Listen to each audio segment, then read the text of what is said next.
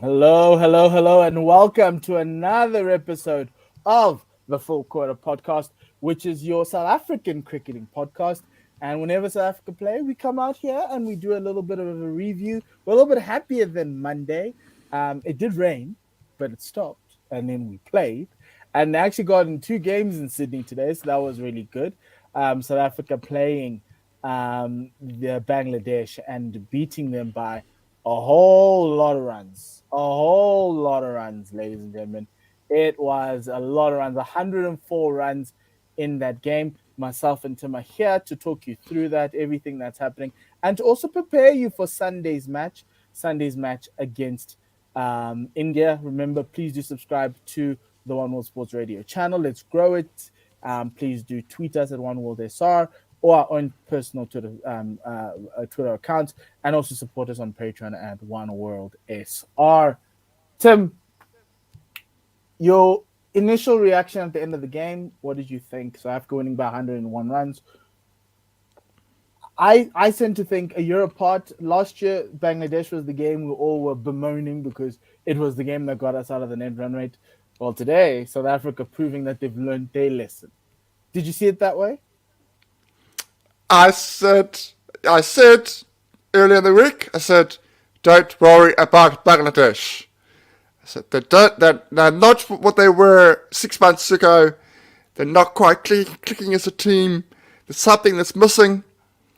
And South Africa made sure they countered that. They absolutely dominated from ball one right throughout. They ticked all the boxes from this match. Got runs at the top. They got wickets early. Guys that came in that were a slight surprise were the dominating feature. Anurag Nokia was magnificent with the ball.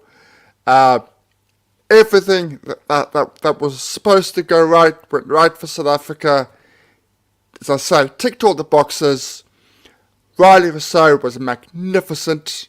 I remember coming into this World Cup, when the World Cup squad was being announced, people were saying, oh no, we don't need him. I think today was proof that we do need him. Today was proof alone that we 100% do need him. Quinton was in form. Yeah. It was everything. Everything that happened was perfect.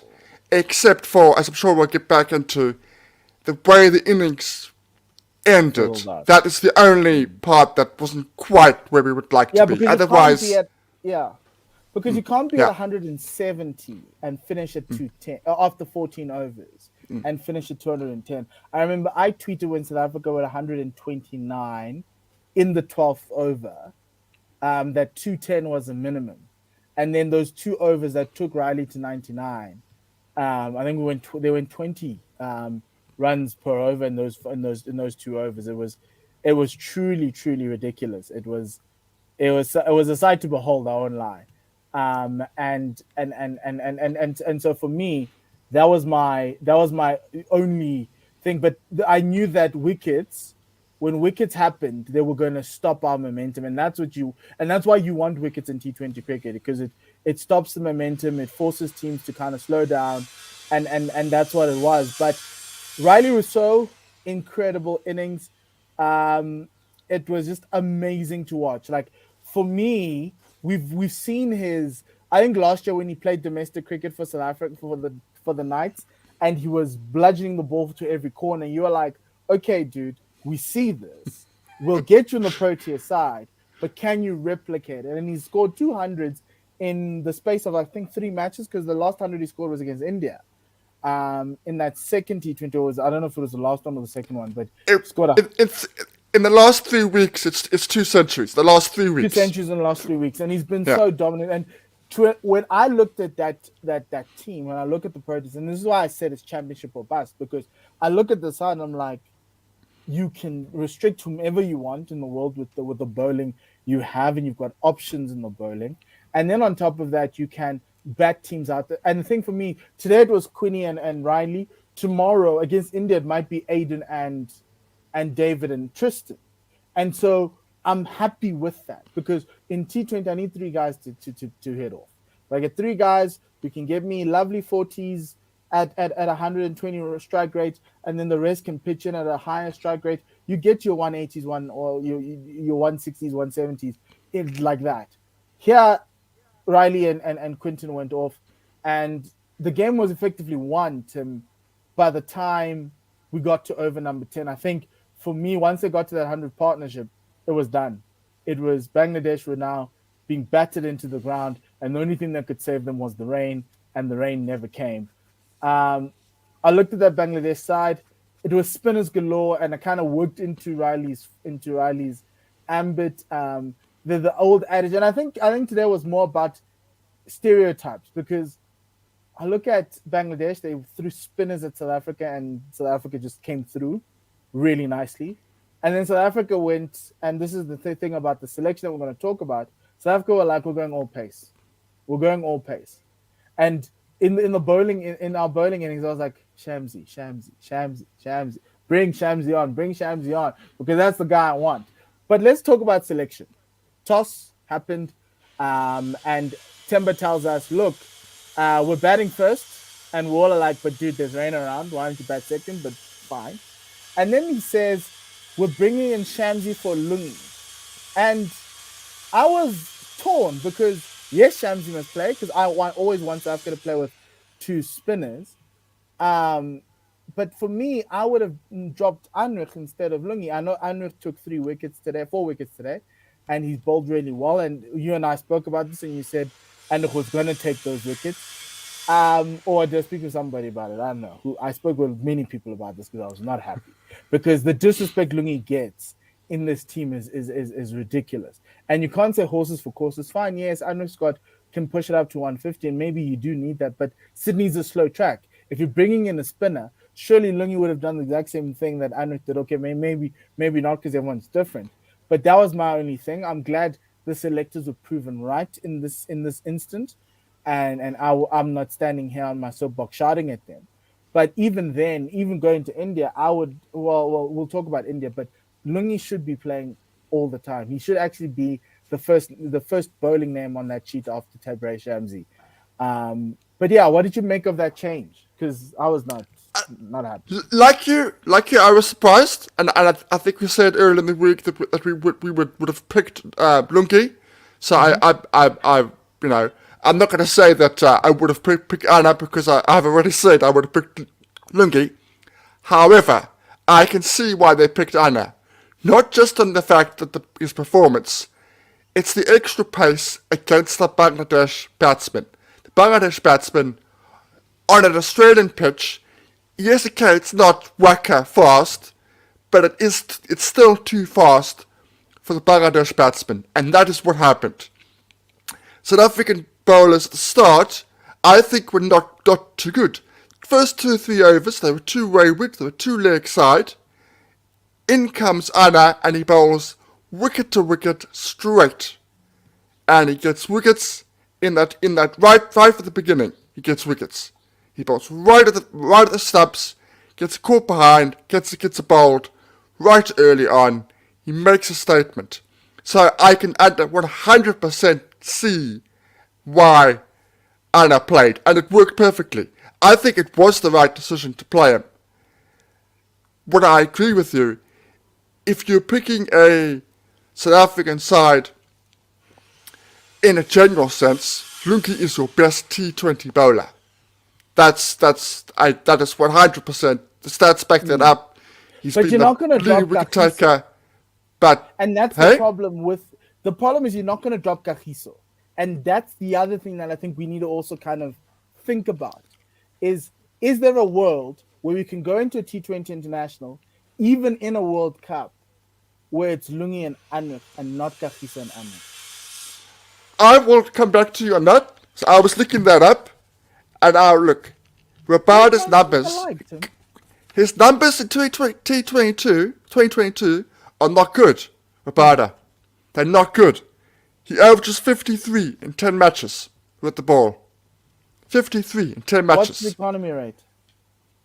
It's about 8. So economy's I still fine. have those Berling stats, yeah. I think it's 7.9.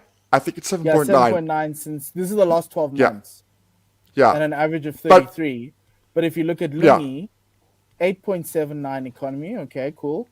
No, wait, sorry. 8.79. Wait, I'm going crazy here. His average is 15. Lungi's average is 15. 15, yes. Barda's average is double that. But Yes, if you and just do average it, is 20, and yeah. yeah. If you just do it this year, if you don't do it over the 12 months, if you just do it this year, he averages 53 with the ball. Oh, that's horrible. I was a little bit worried with him. He doesn't seem all that happy. He doesn't seem himself. There's something not quite right. And in the same way that I've said previously, we need to get into a space where it's okay to drop Timber. We need to be in a space where it's okay to drop Rabada. We need to be in that position. If we want to win a World Cup, we need to be in a position where we pick the 11 best players, the guys that are in form, that are playing the best cricket. And at the moment, we are a little bit hamstrung because we are not doing that. I think we've got a good chance for this World Cup, but we're not doing that at either end of the spectrum at the moment. And that is a potential problem. We know Rabada is a wonderful bowler, one of the world's best, and we know he'll come back. But the facts don't lie. He's not quite at hitting your straps at the moment. And if you're not hitting your straps, it doesn't matter who you are. It may become a time that we go, you know what? We'll let you sit out this one, give you a rest, and we'll pick somebody else. Yeah, but obviously going to India and Pakistan, I don't think they're going to drop them. And to a certain extent, we've seen now the type of the style the selectors and Mark Boucher are as a coach. When you look at I wouldn't say it's insistence. Their insistence to play Timber at a time where everybody can see that Timber is struggling and it isn't working. And to a certain extent, I think Boucher values a lot of loyalty and it's permeating through to the selectors. And I'm happy that he's loyal and that he's giving Timber every chance. But I'm also sitting there going, but when do you then decide you can pull the plug? Because, and to all those people who think Timber should step down, he's not going to do that. There's no way he's going to do that. And to a certain extent, the fact that his coach is backing him and fueling the fire, isn't that what we've always wanted as cricketers? To be backed, to be told that even if I get a duck, I'm coming out tomorrow, regardless of who's behind. And so I'm happy at that. But then the question for me is, how long can that persist? Because it's a risk that we're taking, that we're going to find ourselves one down very quickly in an innings, and because this guy is struggling, and to a certain extent, Kane Williamson has the same problem. New Zealand have that issue. So too Aaron Finch with Australia, they have that issue, and all these guys are their captains. You know, I don't know, someone else has a problem like that, but yeah, those are the two guys I was noting this. And Aaron Finch was like, I couldn't hit the ball. And I'm like, well, there's another guy who's captain of South Africa who can't hit the ball. But all three of them are captains, right? And I'm happy with that. But then when do you pull the trigger? Because you, Tim, have said we need to pull the trigger as soon as possible. I've said this was the game to pull the trigger.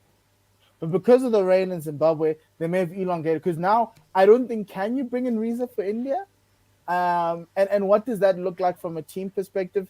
And in terms of, because Timber from a captaincy perspective in the field, like it's 100%. Like I could not fault that bowling performance. Yes, maybe I could say you brought in Shamsi a little late, and this love for Keshav Maharaj is a little bit too much, because By the time we got over the power play, they were already 4 down. Bring on the former number one spinner, the bowler in the world, and crack this game open. And he did. This is likely a little later, but he did. And so for me, I look at that, I'm like, okay, cool. And then there's a question of, no, but players, you shouldn't be burdening players with captaincy, your best players with captaincy. So you don't want to give it to David Miller. You don't want to give it to... We've seen what happens when Aiden Markram is captain, even though people still want him to be captain. I'll send you back to that India series a couple of years ago when we were at home. And then on top of that, Quinny, when I think about all of this morning and having chats with everybody, this was something Graham and Mark... This is a problem Graham and Mark built. They've got blood on their hands. And Mark is just doubling down on the blood. Like, he's just doubling down. And to a certain extent, I'm like, guys, when are we going to have the conversation to say it is okay to drop your captain? We're making cricket seem like it's a sport, right? So you can drop your captain, you know? It's not as though the captain is an unmovable object. And as much as I've defended Temba, and I have, and the reasons for me are well known, me defending him right now, there is a point in time where you needed to have the conversation. I've said that you needed to have the conversation before you got to Australia to say that we're moving off of this guy. And the great thing about South Africa right now is that Keshav Maharaj, who's not a batter, he's a bowler. He can captain the side. You don't have to burden your top 6. And you can carry on throughout the tournament with a guy who's just as good as Temba as captain. So where do you sit with Mark and the selectors on this? Because it's not Temba's fault. Temba's problem is that he's off form. It's now gone, like, it's always been the selectors.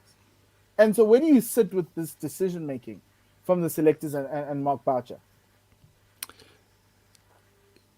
You put the nail on the head there. Mark Boucher, throughout his tenure, has been consistent. That consistency is wonderful for the player. It's wonderful for the player to have that consistency that you know you're going to play that entire series, for example. You're going to play that entire series. If you make three ducks in a row, you're still going to be back. That is a wonderful thing to have. The problem arises when you have something like a World Cup, where the margins are so fine. South Africa want to win this World Cup. So, we were critical of his backing of Aiden Markram. He backed Aiden Markram in the test format for so long, and too long actually, too long. And look what happened in the series against England. Look what happened there. He should never have been involved in that test series. There's just no. You can make no argument in my mind that said he should play in that series in any way, shape or form. The Temba situation is they've created a problem. They have Mark Boucher when they were asked about Bavuma, and he publicly said, we back him. Wonderful for the player again. Wonderful for the player to hear that from his coach publicly, and he meant it. Mark Boucher, you could tell, Mark Boucher 100% meant that backing. The problem now arises. You can't drop Bavuma in the group stage. You can't. You cannot drop Bavuma in this group stage. I cannot see a time when he is dropped in this group stage. Maybe, but I think our last game is the Netherlands. Yeah. So if they drop him after the Pakistan game, so he fails against India, fails against Pakistan, okay, that's fine. Reece is scoring runs against the Netherlands, with all due respect, it's not really gonna help us. It's not really gonna help us. Reece is in great form, and I'm sure the Dutch people are gonna go shouting at me, but that's the only game where I see Reece could come in, and if he performs, he could then potentially play the rest of the tournament. But I do not see Temba being dropped at any time before that game against the Netherlands. It's a huge problem. It is a huge problem. I don't expect Temba say I don't want to play because he's just not going Or to I do that. want to relinquish the captaincy. Or I don't know. Not mid tournament. That's not going to happen. What I That's the think could drama. happen. That's the drama that happens to South Africa Yeah, going exactly. forward. It's the drama that What I happens at think every World Cup. what I think could happen. I don't think he will, but it would actually be a smart move. It would be a smart move for Twitter, but let's ignore Twitter for now. If Timber says, right, I'm playing, but I'm batting at 9. I'm effectively playing as a captain. I know the I thought about that. optics of that are bad, but what do we want to do? Do we want to win? Let's explore. Do we want to wait? Let me finish. Do we want to win a World Cup, or do we want to perform to fine form? That is where we are now. That is exactly where we are. Yeah. Here's my thing. I don't think it's bad. It's selfless. So Timber looks good. That's one. 2, if everyone's like, okay, no, like you're demoting. So I say no, put Timber at 6. Shift everyone up 1, put Timber at 6. If at all, because our all-rounders don't strike at 100. So let's put that away. Keshav and Wayne do not strike at 100. Wayne's international strike is 88. Yeah. Right now. Yeah. Right. So they're also a little off colorish, and Keshav is toss a coin, good day, bad day, whatever it is. Right. Yeah. We've always said that if you want to win this World Cup, you need your top 6 to fire. So that's the line in the sand. If Tristan Stubbs does not fire and Timber has to come in, you're in trouble. Know that for now. And all you need is for Timber to take you from however many overs are left till the end. Do you get what I'm saying? Yeah. So if you are, for instance, batting first, if you're batting, Timber will always be at 6. Kind of like what's happening with the Sheila right now. They've pushed the Sheila down the order for the Warriors, and effectively he's playing as a wicketkeeper, which is an indictment on the player and what he's accomplished already, but like it hasn't worked out in T20 cricket for him. So I'd say that's the plan, and I think that should be the plan, but it still doesn't solve the fact that Rees is on the bench. And I think a lot more people are angry that Rees is on the bench than Timber's actually opening. They don't want to see Timber on that field. They think that even if in your situation, Tim, where he's being selfless and he's putting himself down the order to allow the better batters to go, because my thing is this, fine, if you want to use, and Mark Boucher has this whole insurance blanket, we've always played with an insurance blanket, Timber's your safety blanket. If wickets are falling in clusters, so if you lose 3 wickets in the power play, Timber has to come in. That would be my thing, the strategy with the team, is if we lose 3 wickets in the power play, that's Quinton, that's Riley, that's Aiden.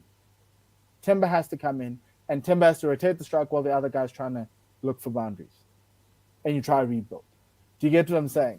We'd have this problem with and so for me that's the way you could do it. But the problem is there's another guy sitting out there. You're playing with 5 instead of 6 informed batters, and it's unfair. And it's and those who are saying it's a quota argument, no, it's not, because Reza's the same color as Timber. It's the same issue. It's just that one has the captain's armband and one does not. If Timber didn't have the captain's armband, Timber would have been out. But if we go back and look as to where we go, how we got here, it was Graham making that decision in that press conference to say that we've spoken with Timber, we want him to be our limited overs captain until the 2023 World Cup. It wasn't until the UAE World Cup. It wasn't until the Australia World Cup. It was next year too. So if you don't like Timber and you're racist and you really don't like seeing the guy, best believe he's coming back next year at the World Cup in India. But my thing for me is this, is that that's where we got ourselves into. It gave them no flexibility. It gave them no room to move. And unless if they wanted to go back, and it's not bad for you to change your decision. It's never a bad thing to go back on your decision. But they just kept on doubling down in a time where, Timber was okay last year. It was like okay-ish. But then this year, as he went over to the World Cup and as he got injured, could the selectors not have said, actually, we might need to think about an option or a world where Timber's not there because we're worried about his fitness and his form. But anyway, let's park that for now, and I think we've spoken enough about it. Tim, Bangladesh, what did you make of them? I don't think they bowled that badly. I don't think they bowled that badly. I thought Tuscan at the start was good. I thought he was, on the money. He had timber and all sorts of bother. And again, I understood the spinning options, the 3 spinning options. I understood it. But Riley said at the press conference, he said, the key for us was attacking the spin. He said, we know that we have this tag of not playing spin well, but we knew that if we wanted to win this game, we needed to see them out of the match. And that's exactly what they did. I just think Quinton and Riley played them superbly well. None of them were able to create any kind of pressure at either end for the Bangladesh. So I don't think they bowled that badly. I don't think they batted well, but that was the pressure created from the score more than anything. I think their batting let them down. But in terms of the bowling, I can't really fault, because they kept trying. They kept trying different things. They kept trying different slow balls. And they found joy in the final 6 overs. And those those final overs with the slow balls did work. It was just the fact that there was so much damage that had already been caused that it kind of didn't matter. So overall, they will be massively disappointed. Of course, they'll be massively disappointed. I think that the in their batting is where they should be concerned for. They got a decent start. They did. They got a decent start. South Africa lost their way a bit at the start, but then once the wickets tumbled, they really crumbled. They really crumbled. They didn't actually say, you know what, let's get to 70 after 10 and reassess. We can reassess at 12, 13 and over. We can actually do it. Because it actually wasn't a difficult pitch. It wasn't a difficult pitch, but it was a South African bowling attack that was playing at a level higher than I think the Bangladesh team was expecting, especially having beaten them at home in the ODIs. I think that bowling lineup didn't have any. Anuk was injured then. Kagiso didn't play because he was at the IPL. Or did they play? I think the IPL guys played in that and they still got smacked. But I just kind of felt like, so for me, the accuracy that Anuk bowled with and the aggression that Anuk bowled with was something that was really nice. South Africa didn't die with the short ball today, which was also something that I was surprised by. Anuk bowled the top of off really nicely. Like, it's kind of like they had the game plan and it worked. And the fact that they had 200 on the board kind of forced Bangladesh to still be a little bit more aggressive. The 45-degree bad angle from the Bangladeshis is something that you get from subcontinental teams. This thing of playing 45s because the ball's slower than playing straighter is something that they're going to have to work on, and they're going to find out there. It's going back to the whole stereotypes thing.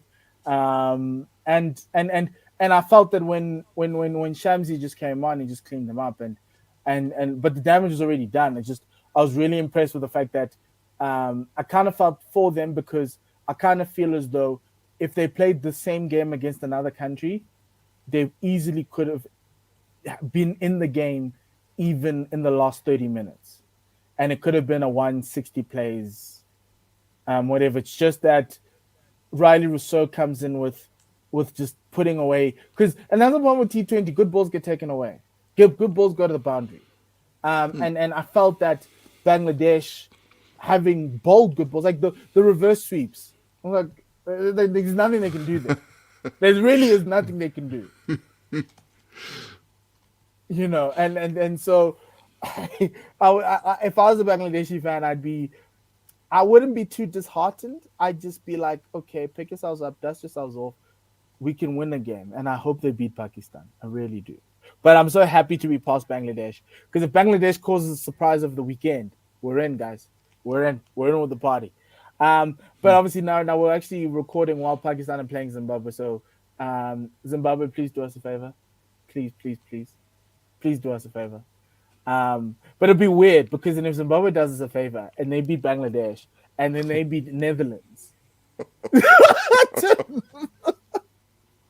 I know, Tim. I know. Cinderella story. They're doing quite well at the moment. Quite well. So that's the thing. But from a tournament perspective, South Africa has 3 points. They play India on on Sunday in the bounciest pitch in the world, the bounciest and fastest pitch in the world in Perth. Tim, does that mean we play 5 seamers and forget about Keshav Maharaj or even Tabraiz Shamsi? So for me, my 11 is take Shamsi out again, and bowl Maharaj, and then bring Lungi in. Not because of Shamo himself. It's just I think the Indians play with spinners really well, and Shamsi's average and strike rate and economy against India is really bad, and we saw in that India tour it wasn't great, and it's like a pattern. So if we actually do analytics properly, Shamo sits out and Lungi comes in. Large boundary. Obviously, it'll be interesting to see if they still persist with Timber, and they will. I think they will. I think everyone needs to resign the fact that if we win the World Cup, Timber's lifting the trophy, and you guys are going to complain. There's going to be some meme to say that it's group work. When you've done group work, and when your team, your group work gets an A, and you've done 0%, and Timber's there with the trophy, it's fine. It's fine. We have a trophy. That's the meme. Any changes for India? No, I'm going the same with you. I was on radio just now, and I said I liked Shamo. Thought he bowled well today, but I can't play him against India. I just can't. India 11 at the moment. They really. You know what the problem is, man? If we play India in the World Cup final, Shamo gets dropped. That sucks. I know. I love him to bits, but I'm not letting him bowl to Sky. Sky will take him apart, and I'm scared of that. Sky today was just so good. Yeah. He's and here's another to go off. Are we a sneaky favorite? We were the sneaky favorite going into this World Cup, mate. Going into this World Cup, we've seen everybody play. We've seen New Zealand score 200, and they look pretty good. We've seen England, we've seen Australia, and I'm like, the guy who works for Crickfizz, he's English. He predicted South Africa champions, and he does the Crickfizz, all the stats, data stuff. He predicted before the tournament started South Africa. Okay. Everybody else was like Australia, England, Pakistan, and he was like the lone guy. Watch out for South Africa. Watch out for South Africa. That's probably going to be the name of this podcast. But anyway, Tim, we'll be back probably Monday. We'll let everyone digest India, and then we'll come back on Monday and we'll talk about it, because I think the next game's on Thursday. So we'll be back to our normal slot on Monday afternoon, and then we'll talk about that India game, and we'll look forward into the World Cup.